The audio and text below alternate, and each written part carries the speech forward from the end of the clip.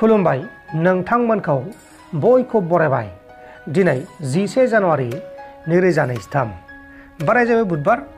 फैदो दिननि खौरांफोरखौ बेखेवनोसै। चिरां डिस्ट्रिक्टनि सिङाव थानाय बिजनीआव दुंहाव थासारि सोमजिदों।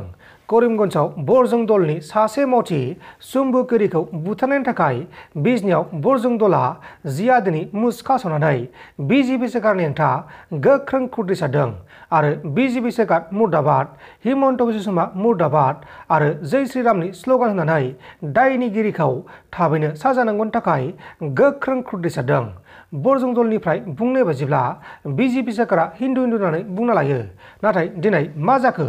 गुबुन रायजोफोर जेरै पान्जाब रायजोफोराव गुबुन सोरखार थायो आरो बेफोर रायजोआव जुदि सोरबा हिन्दुखौ बुथारोब्ला बिजेपि सोरखारा बिराद होसिख्रावनानै सोंखारि हरो। नाथाय दिनै आसामाव बिजेपि सोरखार आरो आसामाव दायनिगिरिखौ दासिमबो साजा होनो हायाखै होननानै रोखा बुंथिदों आरो जुदि नोंथांमोना हायाब्ला जोंनो आखाइ दैखांनानै हो होननानै रोखा बुंथिदों। मोनसे गिख्रंथाव लामानि जाब्रबथायजों साथाम आर्मि जवाना जायगायावनो जिउ गोमादों।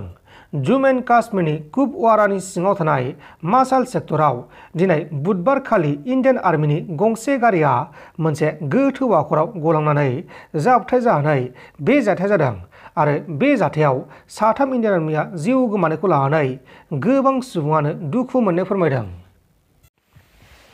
पान्जाब रायजोनि लाखपुराव सासे आइजोआ माखासे जेंनानि थाखाय गावनि दानबा जानाय गथ' गोरलै फिसाजो गथ'खौ बाथरुमनि बाथटुबाव नारसिननानै दैयाव गब'नानै इनाय बुथारनायनि उनाव पुलिसजों एरेस्ट खालामजादों।